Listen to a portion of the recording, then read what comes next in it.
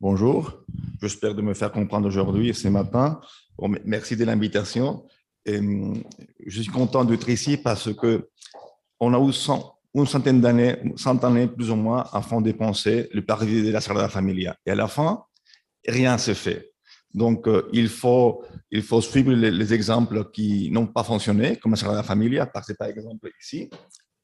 Vous voyez, au début, il n'y avait rien. On avait tout libre, tout pour penser, pour faire bien penser.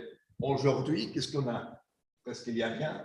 Il y a des places que Gaudi ne voulait pas du tout, et le grand escalier doit être ici.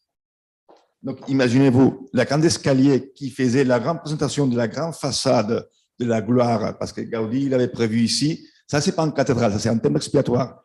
Il s'agit d'un parcours, d'un catéchisme en pierre. Il y a tout, c'est prévu, toutes les images sont pensées, il n'y a rien fait à hasard.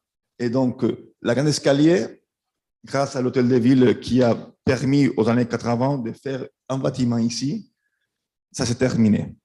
Donc, imaginez-vous qu'un tel bâtiment avec glorieux, en pierre, dont son escalier, c'est impossible.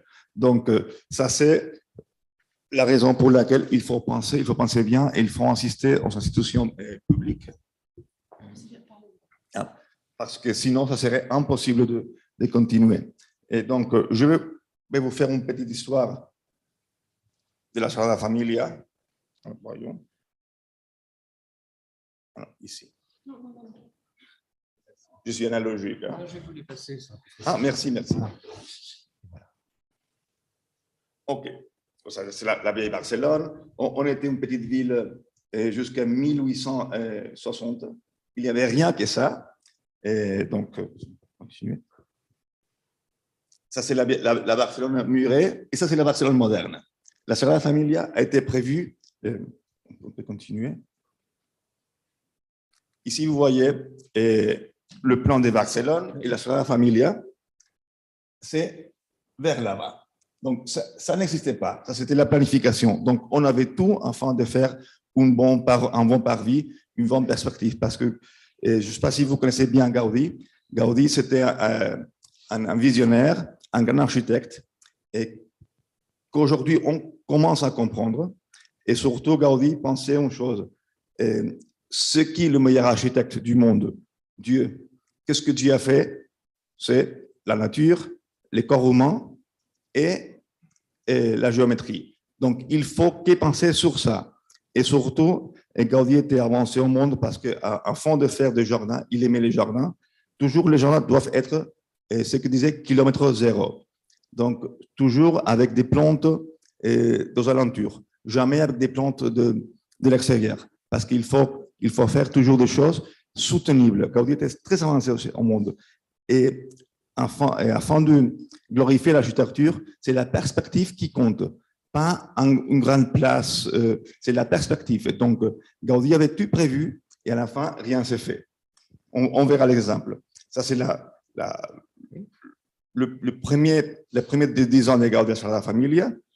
À la fin, ici, vous voyez le plan de Barcelone. Barcelone était encore à faire. Et continuez. Et ici, c'est la grande planification que M. Jaocelli, c'était un architecte français, il a gagné le concours des ans de Barcelone. Et ici, Gaudi, c'est la Familia, et vous voyez, tout était prévu. C'était tout fantastique. Il avait prévu même une étoile de 8 pointes afin de voir l'église en perspective. Tout était parfait. Et Gaudi avait parlé avec la planification beaucoup de fois. Tous étaient contents, mais à la fin, ça c'est la grande chose qui était approuvée officiellement par l'hôtel de ville. Après, si on continue, ça c'est la Sagrada Familia. Même Gaudi avait pensé que, afin de ne pas détruire les dessins précédents, même la rue Mallorca continuait au-dessus d'un point. Donc Gaudi respectait même les choses utiles de la ville. Ce n'est pas un architecte disons, égoïste qui c'est son bâtiment. Donc Gaudi pensait toujours à tout le monde.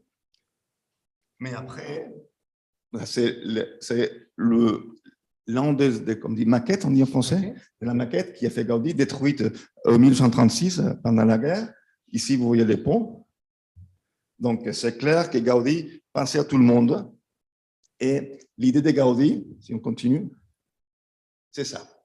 Donc, même si on fait des bâtiments, on fait des choses, ce qu'il voulait, c'est la perspective.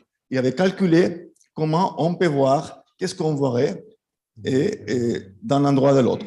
À la fin, de toutes les étoiles, qu'on avait prévues, c'est la seule qui va au nord, qui reste aujourd'hui. C'est dommage parce que les bâtiments vaut la peine de le voir bien.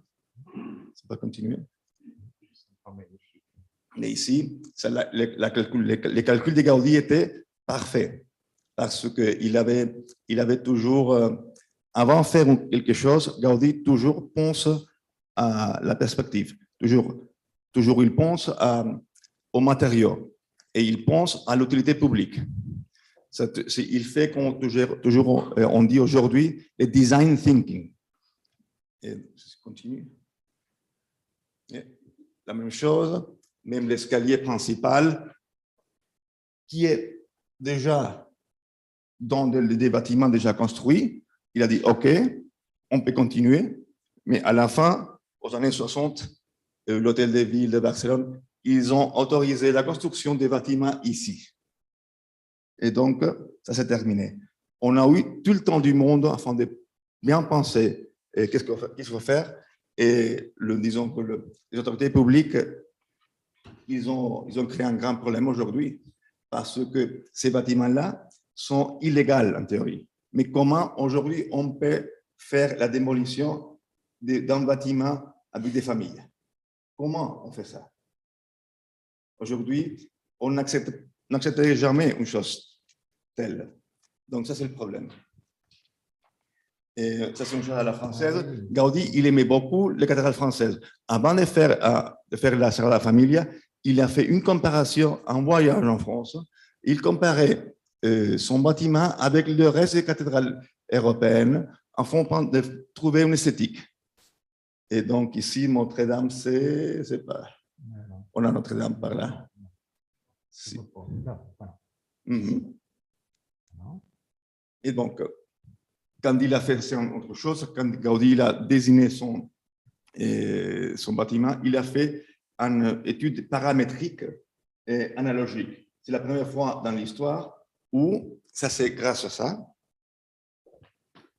on peut voir très bien, ça c'est comme un modèle pendant à l'envers, et ça c'est la paramétrie, c'est le calcul des matériaux et de l'influence des matériaux afin de faire des tours énormes.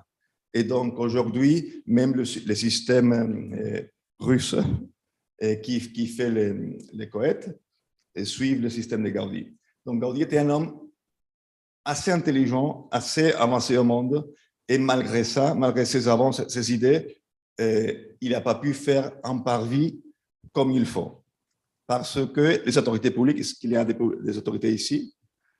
Ils n'ont rien dit, ils n'ont rien fait afin de défendre Gaudi.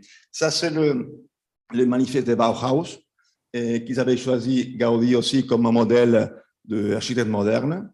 Et donc, ils avaient avec Gropius qui disait que, et ça, c'est le pire des pires, l'archevêque de Barcelone a décidé que ça, il faudrait terminer la Sagrada Familia comme ça. Pas les parvis, mais même la façade. Donc, imaginez-vous quand quelqu'un qui n'a aucune idée prend la direction d'un bâtiment.